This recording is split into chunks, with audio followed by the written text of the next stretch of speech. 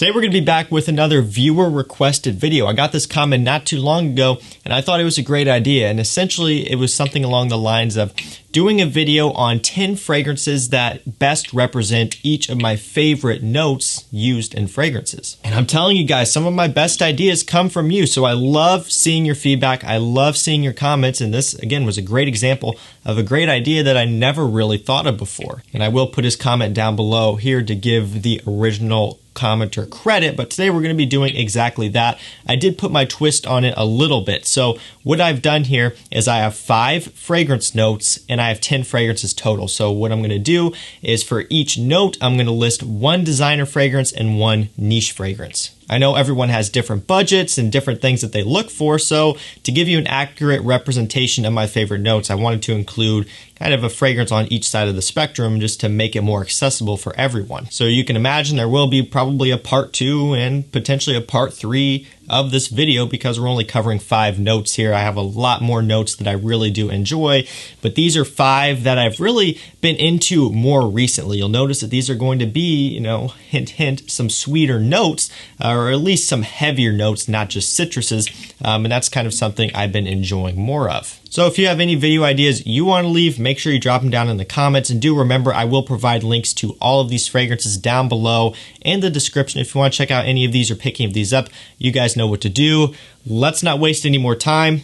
Let's get into it. So first up, we have the note of lavender. So this is a note that I really do love, and I'm sure as you can guess, one of the main reasons is going to be because, well, yeah, the secret's out. I love aromatic fougere fragrances. That's just something that I've really kind of dove head first into. I've been enjoying so many aromatic fougères. I reach for them all the time. It started out with Tom Ford Fougère d'Argent, and it has progressed very quickly from there. So from the designer side, it's going to be actually Chanel Platinum Egoiste. Maybe you were expecting the Tom Ford, the one that started it all, but not really, not for right now. You know, I've discovered some others that I really do love, and this really for me kind of represents why I love the note of lavender so much. You get lavender, you get geranium. This is such a clean, expensive, high-end, almost slightly soapy smelling fragrance. The lavender is going to be one of the main players, obviously, along with that geranium. This is very much an aromatic fougere fragrance, but what I like about this one is it actually goes in a bit of a different direction, kind of like I described a second ago. This one's a bit more soapy and almost luxurious smelling, and it just kind of has a different feel overall. One of my personal favorites, and again, for the note of lavender, this is one of my favorites. Now on the niche side of things, we have Roja Parfums Scandal. Probably one of my favorite fougere fragrances that I own, but it definitely is on the niche side. You know, there are still some designers which I still really do love, and just like I'm sure some people can relate to trying to choose their favorite kid, same thing it is for me with choosing my favorite fougere fragrance. But Scandal on the niche side of things is such a beautiful lavender. It smells so good. It's got impeccable quality. Of course, just like with both of these fragrances, you get a lot more than just lavender, but I really like the lavender used in both of these scents. And again, one of my favorite fougères out there, Roja Parfums Scandal. Moving up next here, we have the note of vanilla. So if you guys have been on the channel for a while now, I'm sure you would see this one coming. On the designer side, I have Mercedes-Benz Club Black.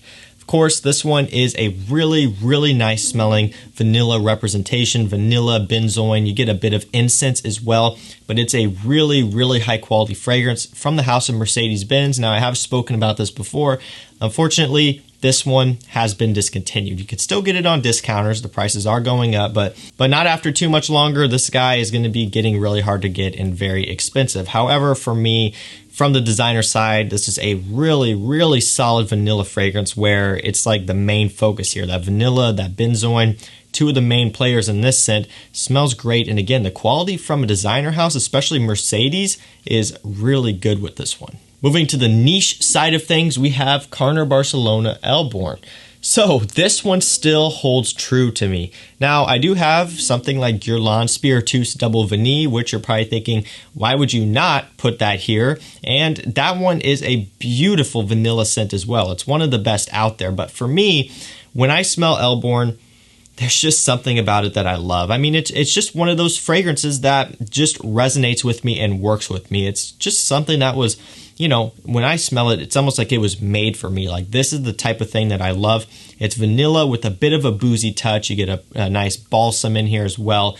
It's a very, very nice scent, very good quality, good performance, and just overall, what comes to my mind when I think of one of my favorite vanilla scents. So for this next fragrance note, I'm kind of combining this one a little bit. So just to kind of tell you, it's going to be essentially boozy notes. So it could be whiskey, it could be rum, you know, something like that. More of sweeter alcohol notes. You know, I'm not really talking about like tequila and stuff like that. I'm talking about, again, some of the heavier, darker, deeper, boozy notes. So I'm just kind of lumping everything into one here just to make it easy, because I didn't want to include whiskey and then rum and then so on and so forth. So we're just kind of combining it into one category. From the designer side, we have Pasha de Cartier Parfum. This is a great, great scent. I love this fragrance. A nice sandalwood, nice booziness. It is just a delicious, addicting, warm, spicy, sexy fragrance.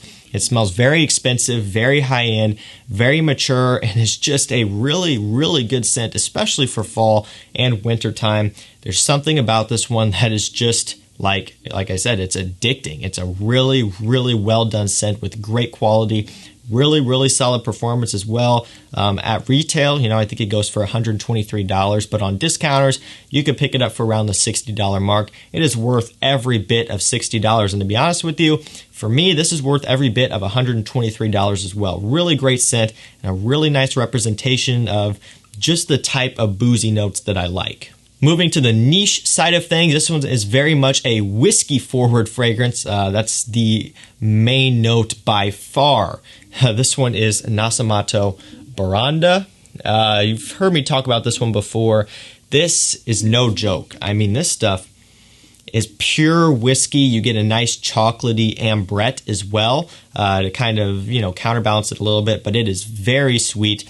And honestly, it's a little bit early in the morning here. I haven't eaten yet, and smelling this, not gonna lie, it makes my stomach churn a little bit. Like, this will do that to you. If you or someone you know, it kind of sounds like that commercial, if you or someone you know, but for real, if you or someone that you know of or, you know, is around you isn't a big fan of whiskey, like the actual drink of whiskey, maybe they've, you know, gotten sick on it a few times, or, you know, whatever the case may be. I'm not trying to, you know, point any fingers or judge anyone, you know, it's happened to everyone. But if they just don't like whiskey, they don't like the taste, they don't like the smell, this will probably not resonate well with them. Yeah, this is a very, very authentic smelling whiskey fragrance. Really smells good though. For me, I enjoy it just because of how photorealistic it is, but do keep in mind, this one's not going to be for everyone. Moving up next, we have the note of leather. I love leather in fragrances. I love it as the main prominent note, and I also love it as a note that's kind of in the background, just kind of a supporting note. Leather can be used in so many ways, and to be honest with you here, all of the notes that I'm talking about today can be used in so many different ways, whether it is at the forefront or in the background, just adding a little bit of support. You know, these are notes that are very, very versatile in my opinion and just work really well and smell fantastic to me. Again, these are some of my favorites here. From the designer side, we have Tom Ford Ombre Leather. This fragrance has really been high in my rotation lately. This stuff I've been enjoying so much.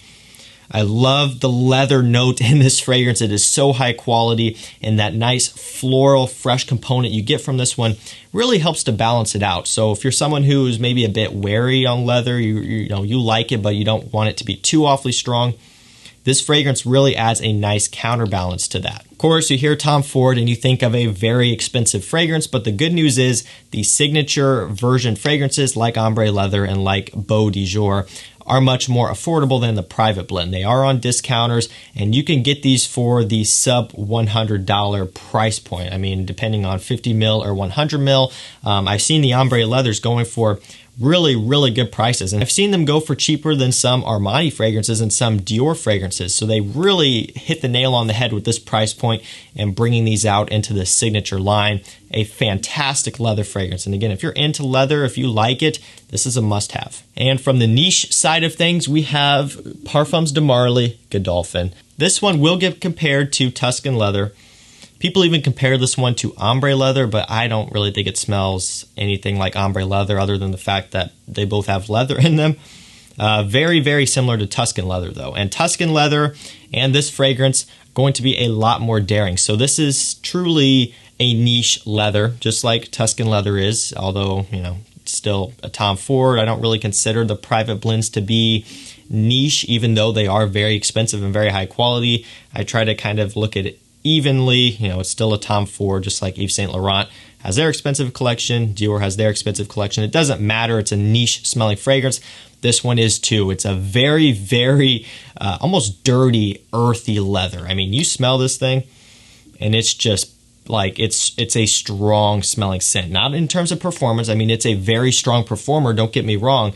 But when I'm talking about a strong smelling fragrance, I'm talking about the actual smell. Like you smell this and it's like, oh, that's a heavy, powerful, like demanding fragrance. If you wear this stuff out, you're going to be turning heads. You're going to have everyone's attention. This stuff is no joke. But it is a really good one though. And again, it's one of my favorite leathers on the niche side of things. I haven't smelled, you know, too many niche leather fragrances out there. You know, really, I haven't smelled all that many leather forward designer fragrances either, but I love it as a note standalone, and I love it just kind of in the background of other scents as well. And finally, last up, we had the note of patchouli. Yes, patchouli is one of my favorite fragrance notes. I love it. And again, this is one where I like it at the forefront, you know, as the main player, but I also really, really love it in the background as well. You know, anything from lighter, fresher patchoulis to dirtier, earthier ones. There was this Frederic Malle fragrance that I tried like a couple years ago. That was a patchouli based scent, and the name is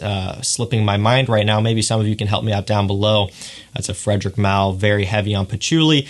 That one is like a very, very heavy patchouli. It's kind of stanky almost, and I really enjoyed that fragrance too. I don't have it in my collection. It's just not one that's all that wearable for me. It would just collect dust, but I do love patchouli. And you know, for me, out of my collection, these two really kind of represent the type of patchouli that I like and also how it's used in fragrances. So from the designer side, we have M7 Oud Absolu. So that one, you know, obviously Oud Absolu, you're thinking the main player is going to be oud, and you do get a nice oud note in here, very mild, very light.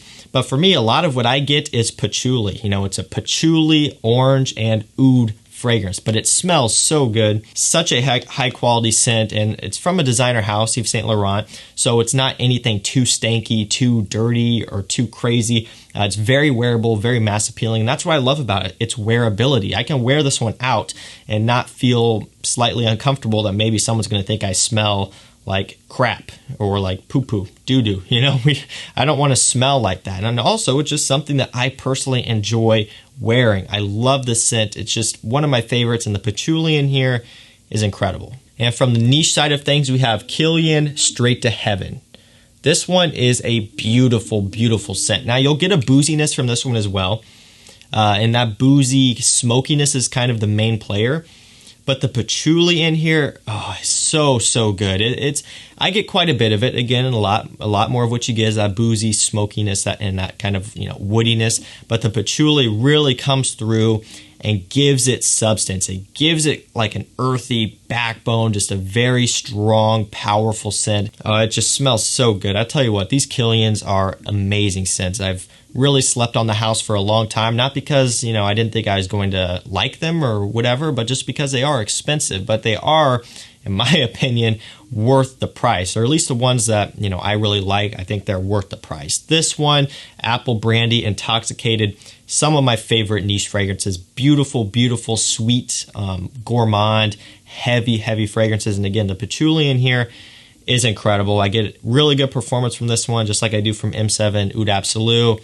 Yeah, it's one of my favorites. It's a really nice one. So guys, that was going to do it for me. That was 10 fragrances, each representing 5 of my fragrance notes. Again, only 5 notes that we covered here, so you can expect to see a couple more videos following the same format because I have a lot of fragrances and a lot of notes that I really do enjoy. So hopefully you guys enjoyed this one. All links to these fragrances will be down below as well. Thank you guys so much for watching. Stay safe, stay healthy. We'll see you tomorrow with another one. Take care.